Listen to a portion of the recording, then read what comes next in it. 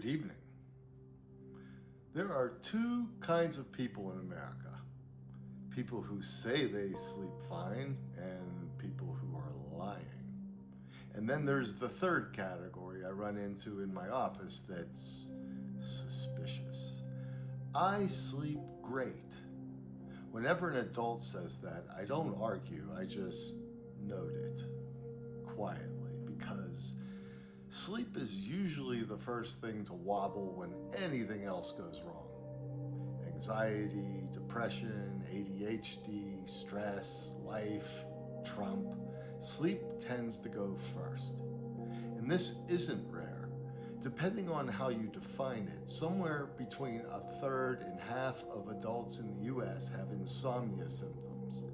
Not diagnosed insomnia, not something that gets a billing code, just the regular, quiet, middle of the night kind, where your brain suddenly decides, now feels like a great time to think. And we still treat sleep like it's optional, like it's something you can negotiate with. You can't. So the question people ask is, has this gotten worse?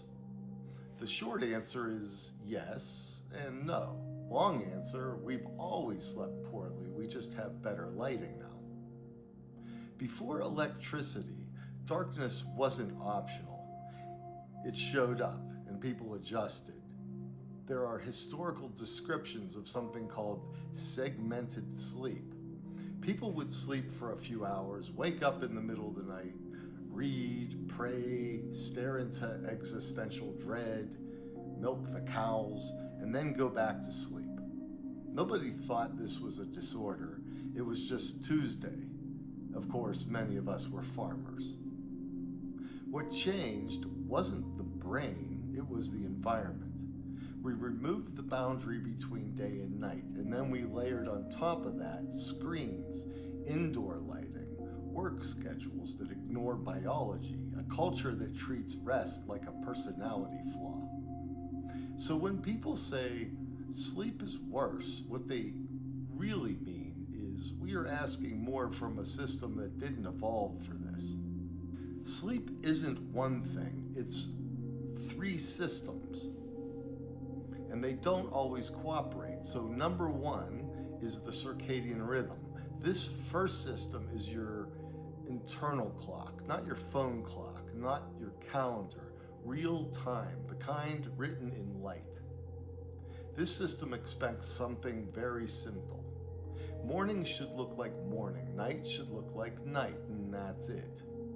What we've done instead is blur that distinction until it barely exists. You wake up in a dark room, then immediately blast your eyes with a screen. Your brain gets a signal, but it's not a clean one. Then the day happens. Indoor light doesn't change much. There's no arc, there's no progression. And then at night, we keep everything going. Lights stay on, screens stay bright, and activity continues. From your brain's perspective, nothing ended, and if nothing ended, nothing can begin. That's the problem. Not just that we stay up late, but the late doesn't mean anything anymore. 2. Sleep drive. The second system is much simpler. It just counts. The longer you're awake, the more pressure builds. You don't notice it at first. Morning feels fine, midday is manageable, but by evening, there's a pull, a quiet one, like your body is leaning towards rest. If you leave this system alone, it works. At some point, sleep just happens.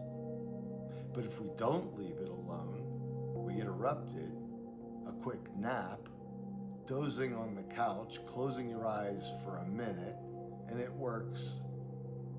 You feel better. But you didn't solve the problem, you spent it. And now it's night, and the pressure that was supposed to carry you into sleep is gone. And this is where people get stuck. I'm exhausted.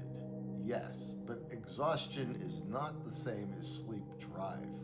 You can feel terrible and still not have enough pressure to sleep. But that disconnect is brutal because it looks like it should work. You're tired, you're in bed, you did everything right, and your brain is like, ew. 3, cognitive arousal. This is the one people remember because it's loud. You're in bed, the room is quiet, your body is ready, and then your mind clicks on. A thought shows up, then another, and then 10. They don't go anywhere, they just circle, gain urgency, not uselessness. We call this rumination, like a cow chewing its cud over and over and over. Now, you're not drifting towards sleep, you're fully awake inside your own head. You start paying attention to it. You check if you're asleep yet. You even evaluate and try to fix it.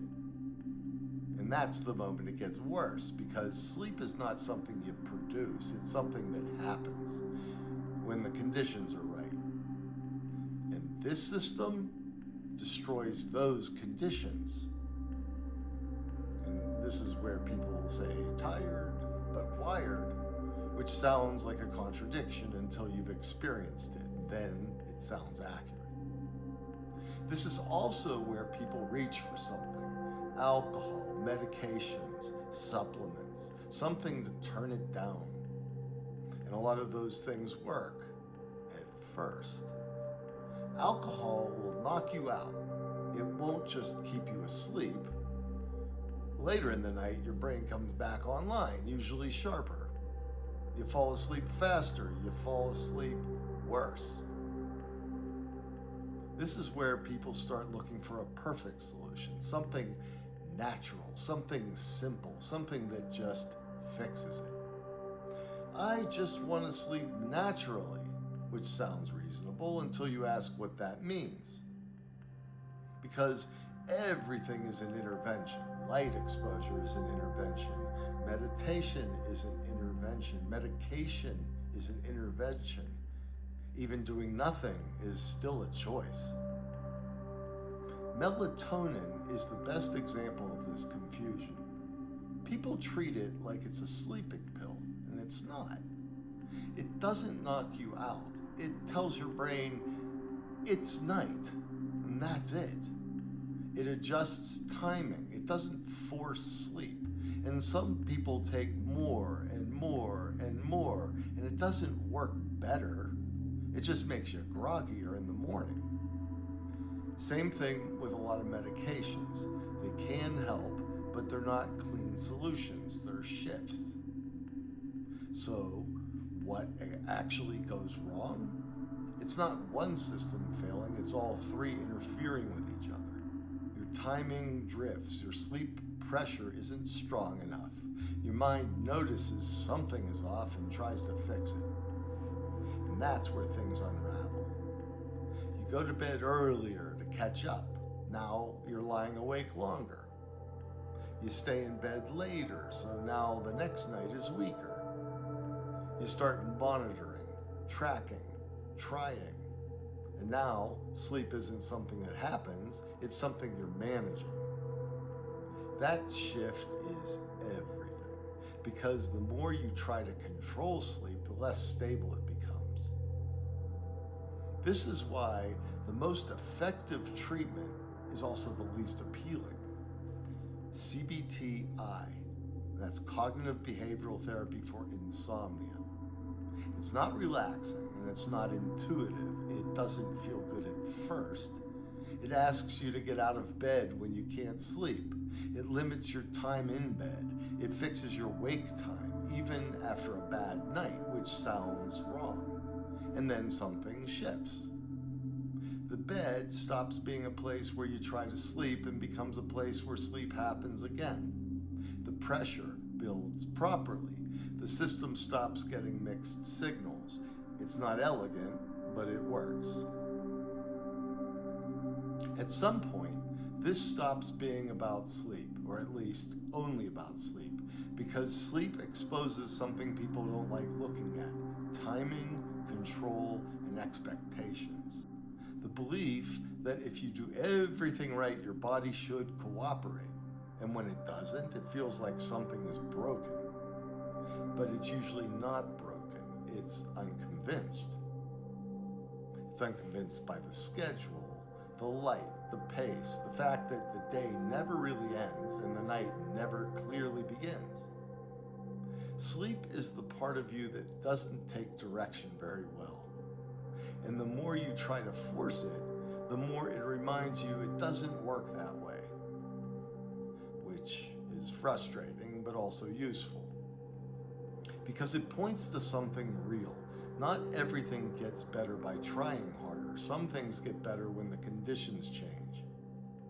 And when they do, sleep comes back. Not perfectly, not every night, but reliably enough that it stops feeling like something you lost and starts feeling like something that was there the whole time waiting for you to stop getting in its way.